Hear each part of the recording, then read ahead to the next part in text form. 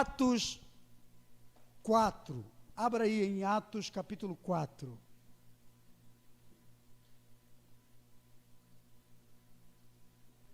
Quatro, 17.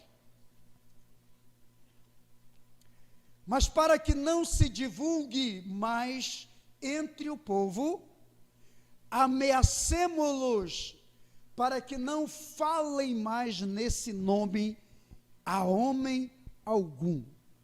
18. E chamando-os, disseram-lhes que absolutamente não falassem nem ensinassem no nome de Jesus. Verso 29. Agora, pois, ó Senhor, considera as ameaças deles e capacita os teus servos para proclamarem a tua palavra com toda intrepidez. Amém?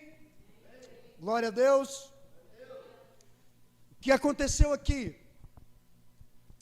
No capítulo 3 de Atos dos Apóstolos, Pedro, Tiago e João subiram para o templo para orar. E na entrada do templo havia um homem coxo. Ele não andava e estava pedindo esmola. E a palavra diz que o homem pediu a esmola aos 3 e Pedro disse: não temos ouro nem prata, mas o que temos, isto te damos. Em nome de Jesus, o Nazareno, levante e anda. E ele levantou-se e andou. A Bíblia diz que ele pulou, glorificou a Deus, e todo mundo ficou abismado com tudo aquilo. E Pedro, então, prega um sermão que 3.000 pessoas se convertem naquele dia. E por conta disso, eles foram presos, eles foram levados para o Sinédrio, que era o Supremo Tribunal Federal da época. O STF. Não poderia falar, essa live pode ser até cortada, que hoje em dia não está podendo mais falar do STF. Mas era o Sinédrio. Então o Sinédrio se reúne e pega os 3 homens de Deus, Pedro, Tiago e João, e começam a ameaçá-los. E o tema da nossa mensagem dessa noite é ameaças. Ameaça. E começam a ameaçá-los e dizer: olha, vocês estão proibidos de falar no nome desse Jesus, de pregar o que vocês estão pregando, de ensinar no nome dele. Vocês não podem mais falar o nome de Jesus. E os ameaçaram. E Pedro diz: olha, vocês podem fazer o que vocês quiserem conosco, mas não iremos parar de falar no nome desse Jesus e de pregar essa mensagem, de pregar essa palavra. Apesar da ameaça de vocês, nós iremos obedecer muito mais a Deus do que a vocês. Aí diz a Bíblia que eles se reúnem e dizem: não podemos fazer nada contra eles, vamos soltá-los e deixá-los ir, até porque o homem que foi curado é maior de idade, já tem mais de 40 anos, então não podemos fazer nada com eles. E o povo começou a aglomerar, as 3.000 almas que haviam se convertido, todo mundo começa a pressionar, vai para as redes sociais, vai para o Facebook, vai para o Instagram, e começa: libera, solta, e daqui a pouco todo mundo já estava com os seus comentários no YouTube, no Facebook, no Instagram, era geral. Aí daqui a pouco o Sinédrio se reúne e diz assim: pode soltá-los, que nós não temos por que ameaçá-los. E eles foram embora. E o verso 29 que eu li diz, eles dizem, já a igreja orando, e diz: Senhor, considera as ameaças deles e capacita os teus servos para que proclamem a palavra do Senhor com toda intrepidez. Deixa eu dizer uma coisa para você aqui. Para você que é crente que está aqui, para você que está me assistindo pelo canal aqui da Atos 2. Deus só tem uma agência na terra, só tem uma voz na terra e chama-se igreja. Os anunciadores da palavra da transformação são os crentes. Ouviu? Um dia Jesus entra, os discípulos fazem uma festa, entram em Jerusalém, todo mundo corta ramos de palmeiras e joga e começa a gritar e dançar pelas ruas, dizendo: Hosana, Hosana, Hosana é o que vem em nome do Senhor. E os fariseus, os religiosos, essa corja que não quer saber de Deus, esse povo que não quer saber de Deus, se levanta e chega para Jesus e diz assim: ô mestre, manda os teus discípulos se calarem, eles estão perturbando, aglomerando a cidade, estão em uma aglomeração. Aí Jesus diz assim: se estes se calarem, as pedras clamarão. O que Jesus quis dizer com tudo isso? Que quando a voz legítima, quando a voz profética, quando a voz de Deus se cala por causa de qualquer nível de ameaça, as pedras vão proclamar a sua mensagem. Você está entendendo?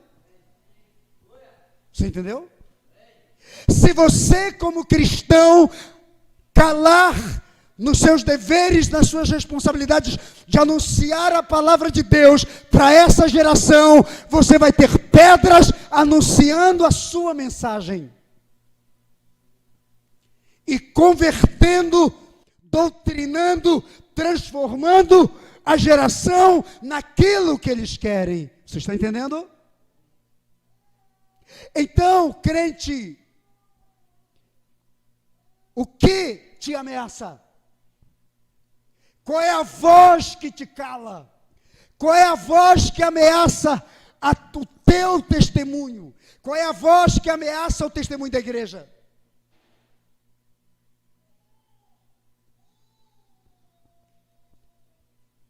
Fala para o seu vizinho aí, diga: sempre que você se levantar para cumprir a sua missão, para falar a verdade, para ajudar alguém, para curar alguém, para transformar alguém, para mudar a vida de alguém, para ajudar alguém a se levantar, para ajudar alguém a ser curado, diga: quando você se levantar, você vai ter ameaças, você vai ter oposição.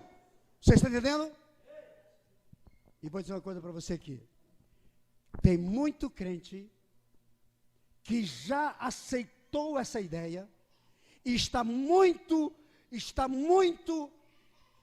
paralisado, está improdutivo, está sem testemunho, está sem autoridade, está sem vida, sem graça. Sabe por quê? Porque já concordou com a ideia. Já concordou com a ideia. E deixa eu falar uma coisa para você aqui. O que você pensa que é o Evangelho? O Evangelho é uma mensagem de transformação. Mas o que é uma mensagem de transformação? Não há transformação sem dor. Não existe mudança sem dor. Não existe crescimento sem dor. Não existe entrada no reino de Deus se não houver um sacrifício, um preço. Quer um evangelho barato? Não é o evangelho da igreja de Jesus Cristo e nem o evangelho messiânico. Sabe por quê? Porque o evangelho messiânico começa com crucificação e vai para a cruz. Você entendeu? O evangelho messiânico é aquele que, porque falou o amor, porque curou pessoas, porque libertou pessoas, foi julgado e condenado como um como um criminoso. Entende? Por que você acha que Jesus foi para a cruz? Hã? Porque ele se opôs ao sistema. Porque ele se opôs aos religiosos. Porque ele se opôs aos políticos. E não era mensagem de ameaça com armas, era uma mensagem transformadora do coração. Entende? Era uma mensagem transformadora da mente. Era uma mensagem que tocava a mente, que mudava a mente, que podia mudar conceitos e valores e ideias. Você entendeu? Então quero dizer para você uma coisa. O que te ameaça? O que ameaça a igreja dessa geração? Se você é um crente, se a igreja está agora vivendo esse conceito do comodismo, da aceitação, não, é o sistema, eu não posso ir contra o sistema, então sinto muito, mas você vai ter problema com Deus, porque você está aqui para mudar o sistema, você entendeu? A tua mensagem é uma mensagem confrontativa. Enquanto a tua mensagem não confrontar, ela não é a mensagem do reino.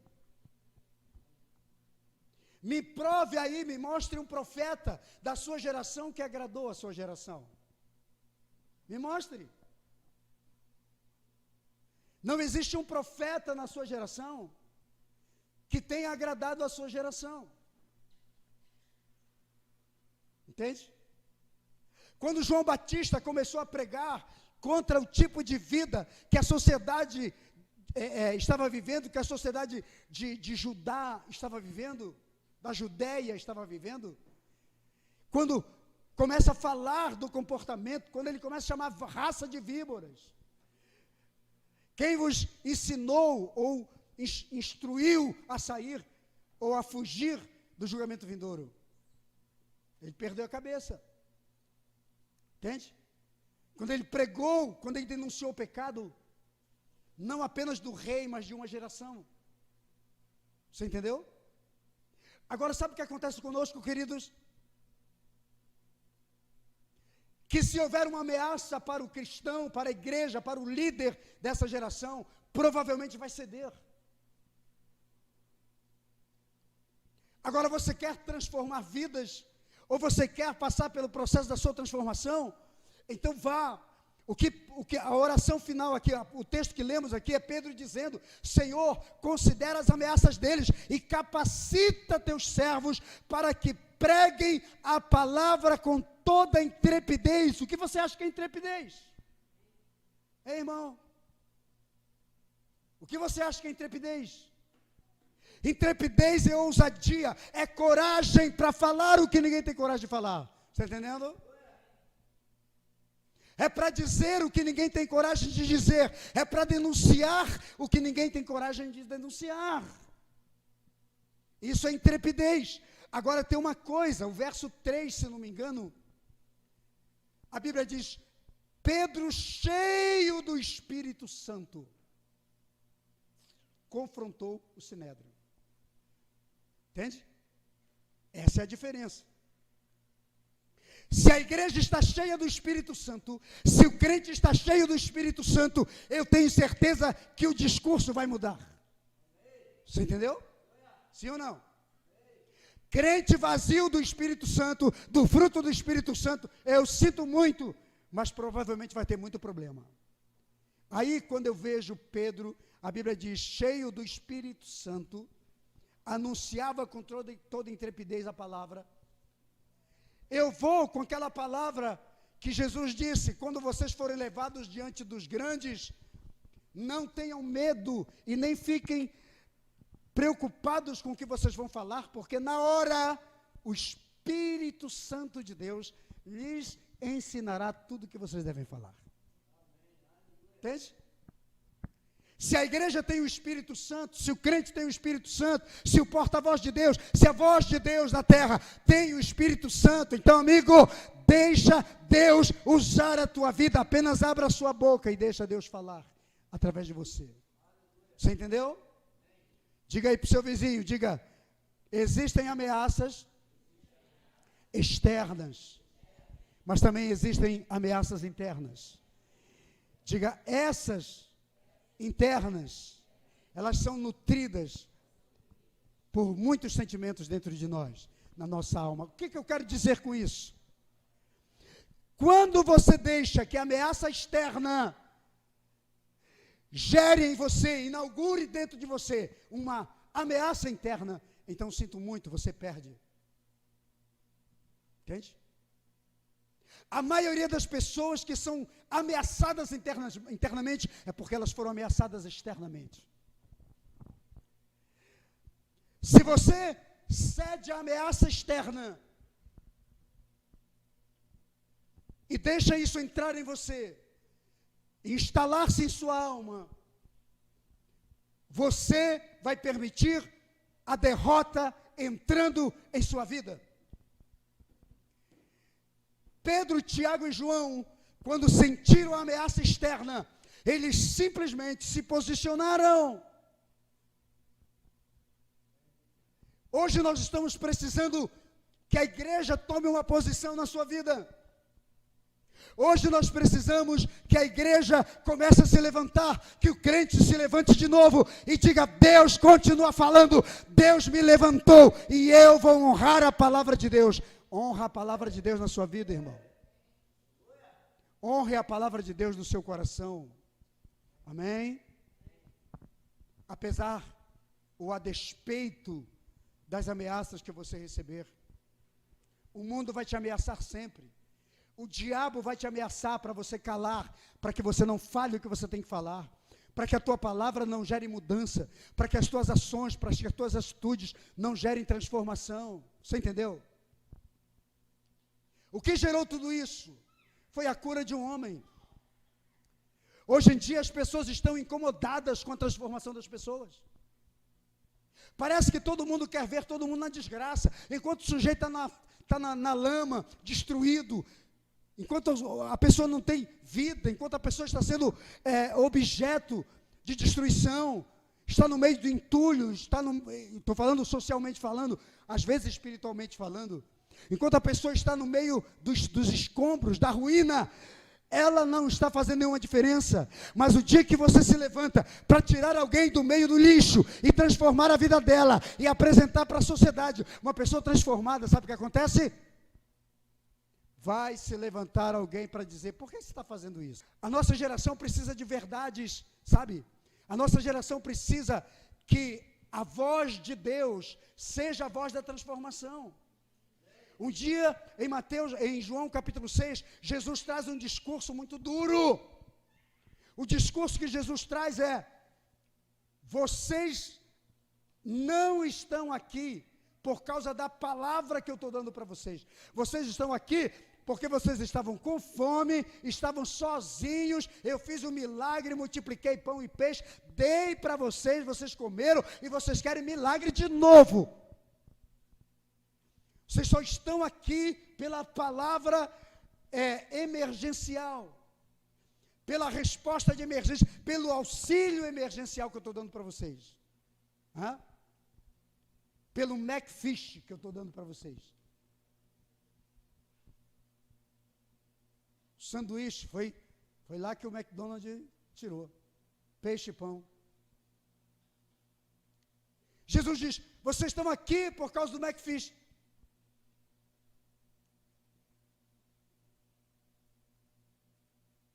Aí Jesus diz assim: pois eu vou dizer uma verdade que vocês não sabem. Eu sou o pão vivo que desceu do céu. O que vocês comeram é supérfluo. Vocês comem hoje e dejetam amanhã. Ou no mesmo dia. Depende do organismo de cada um. Mas eu sou o pão vivo que desceu do céu. Quem comer a minha carne viverá eternamente. Quem beber do meu sangue viverá eternamente, porque minha carne é verdadeira comida, meu sangue é verdadeira bebida. Aí quando eles ouviram isso, cada um foi saindo e o cara ficou doido, malucou, pirou. Está dizendo agora que ele é o pão? Está dizendo agora que ele é o vinho? Está dizendo agora que ele é o Filho de Deus, é o pão vivo que desceu do céu? Aí Jesus usa mais um argumento que eles acreditavam muito, o maná. Diz, os pais de vocês comeram maná no deserto, mas todo mundo morreu mesmo depois de comer o maná. Mas ele diz, aqui está alguém que é maior do que o maná. Aqui está alguém que é maior do que Moisés. Aí o povo disse, o cara pirou. Está maluco, está doido. Quem é que vai acreditar numa mensagem dessa? Aí todo mundo foi saindo, metendo o pé. Aí Jesus vira para os discípulos e vocês? Qual é a de vocês? Vão também? Aí Pedro sempre, como sempre ousado, disse, não, Senhor. Para onde iríamos? Se só tu tens a palavra da vida eterna. Teve uma ocasião que Jesus estava curando, pregando e falando, e todo mundo pega em pedras e diz, vamos apedrejar o sujeito. Hoje a gente apedreja. Só que não era o tempo, mas todo mundo pegou em pedra e falou, ele está endemoniado, esse cara está endemoniado. Jesus foi chamado de endemoniado. Todo mundo pega numa pedra e diz, é hoje. Mas a Bíblia diz que Jesus se enfia no meio da multidão e vai, aí todo mundo perdeu o homem de vista, porque ele era igual a todo mundo. Você está entendendo o que eu quero dizer para você? O tempo que Deus está nos dando é o tempo de você identificar quem você é no meio dessa multidão toda. Amém? Existe multidão, ovelha e discípulo. Quem você é? Está entendendo? A multidão é despersonalizada. A multidão não tem nome, não tem característica. É multidão. Você entendeu? Ovelha vai no aprisco e recebe alimento, mas o discípulo senta aos pés do seu Senhor para receber ensinamento e mudança. Porque o discípulo será curado, transformado e mudado. O discípulo é um continuador da visão do seu líder. Você é ovelha, multidão ou discípulo? Agora, para o discípulo, o discurso não é simplesmente passivo, é o discurso confrontativo, é o discurso que muda características, que transforma caráter, que modela a personalidade e o caráter para Deus. Quantos querem isso? Você entendeu? É isso que fará diferença. Agora, ameaças existem. Fala para o seu vizinho, diga, use as ameaças externas como um trampolim.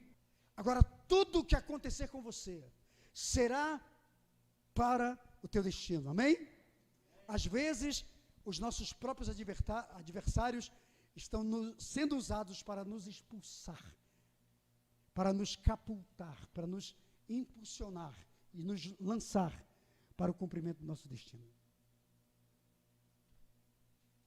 Então, use as ameaças para o seu próprio bem, para te ajudar a ser melhor. Diga, use sempre tudo aquilo que te ameaça ao teu favor, nunca contra você. Amém? Eu não sei qual é o tamanho do gigante, da luta, do problema que você tem, quem é que está te ameaçando, como vêm as ameaças. Eu não sei, mas você sabe. Agora, você se cala, se torna refém, ou você diz, Deus me levantou. Enquanto Deus estiver me dando vida, fôlego, saúde e convicção de quem eu sou, eu estou de pé. Amém? Não interessa qual é o tamanho do pseudo-poder que está vindo contra mim. Porque teve um dia que Josafá estava num grupo bem pequeno, sendo ameaçado por 3 exércitos de 3 reinados diferentes. O exército era pelo menos 5 vezes maior do que o exército de Judá. A Bíblia diz, Josafá teve medo, 2 Crônicas 20, pode ler a história, você vai encontrar isso. Josafá teve medo. E a Bíblia diz que Josafá orou a Deus. E Deus mandou uma voz. E falou, Josafá, tenha medo não, amigo. Maior é o que está conosco do que o que está com eles. Com eles está o braço do homem, conosco está o braço de Deus. Com eles está a força humana. E não importa o poder, o poderio de armamento, de tudo, é apenas humano. Mas com você está o poder de Deus. Você entendeu? Então, entre todas as forças e os exércitos humanos e a companhia de Deus, se você tem a companhia de Deus, você sempre vai estar em número maior. Entenda isso. Glória a Deus. Aí você pode dizer, mas eu estou com medo. É natural. Josafá teve medo. Quem não tem? Eu estou pregando aqui para você, mas se tivesse um monte de ameaça hoje ali, eu ia ficar com medo. Como diz meu apóstolo, não ia passar nada.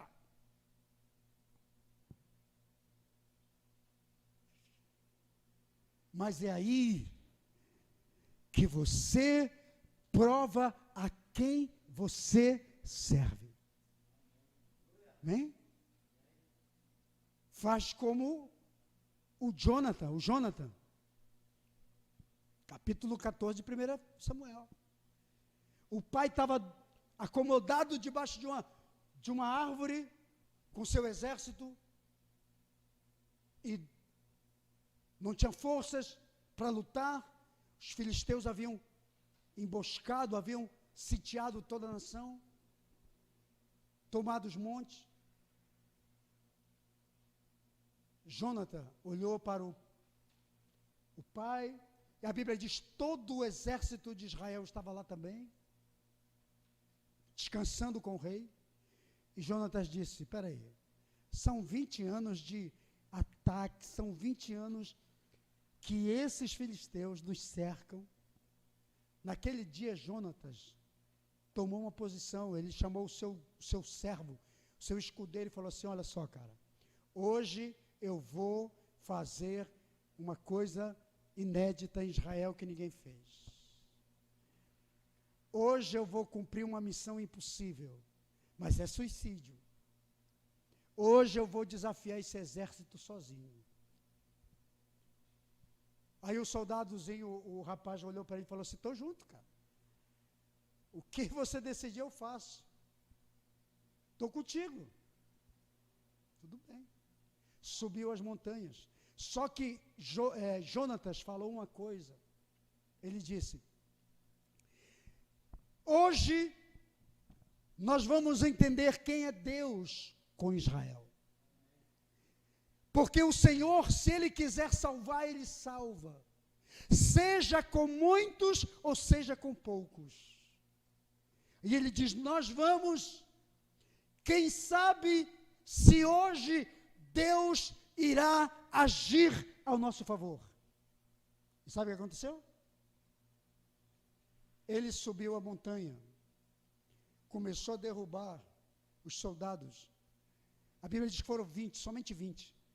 Ele derrubava os caras e o escudeiro dele vinha atrás só com um cacete, ia matando, matou 20. Foi só 20. A Bíblia diz que Deus mandou um terror para o meio do exército filisteu, que eles entraram numa louca e começaram a se matar uns aos outros. Se Deus quiser salvar, Ele salva com pouco ou com muito. Você entendeu? Deus só precisa de alguém que decida crer, acreditar. Lembra que eu falei para você? Não existe fé sem objeto, sem algo palpável. Enquanto a sua fé for só discurso, não é fé. Você quer saber se ela é uma fé de verdade? Então deixa ela se transformar em alguma coisa. Quando a sua fé se tornar em algo, então você tem fé. E esse é o grande desafio, para mim e para você. Em nome de Jesus, amém? O que te ameaça? Quem te ameaça? Pelo que te ameaça? Por você estar sendo fiel?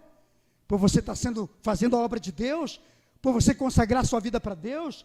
Por você buscar a Deus? por você ter fidelidade para Deus, enfrente o que te ameaça. Agora, não enfrente na carne, porque você vai perder. Não enfrente de qualquer jeito, na sua inteligência, confiando em si próprio, que vai perder. O texto diz: Pedro, cheio do Espírito Santo, falou. De maneira que o próprio Sinédrio falou assim: peraí, esses caras são iletrados, são galileus, são pescadores, não tem cultura nenhuma, e eu estou vendo o sujeito falar como um orador.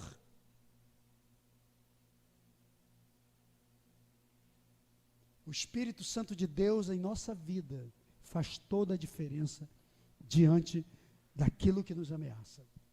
Você entendeu? Aí eu fecho essa palavra dizendo: desenvolva a sua comunhão com o Espírito Santo. Fale em línguas todos os dias. Dê o seu bom dia para o Espírito Santo, que ainda não leu o livro do Benihim, Bom Dia Espírito Santo, é uma boa pedida. Leia, para você aprender a desenvolver sua intimidade com o Espírito Santo de Deus. Aí eu digo para você, você se torna gigante e vencedor todos os dias. Sabe por quê? Você vai aprender a andar com o Espírito Santo. Você fala com Ele. Na hora da ameaça, você está falando em línguas, ninguém está entendendo nada, nem ouvindo. Mas você está comunicando. E é nessa hora que vem as respostas, as saídas. Entende? As senhas, os códigos inteligentes que o Espírito Santo dá para você crescer e mudar. Vamos orar, vamos ficar de pé.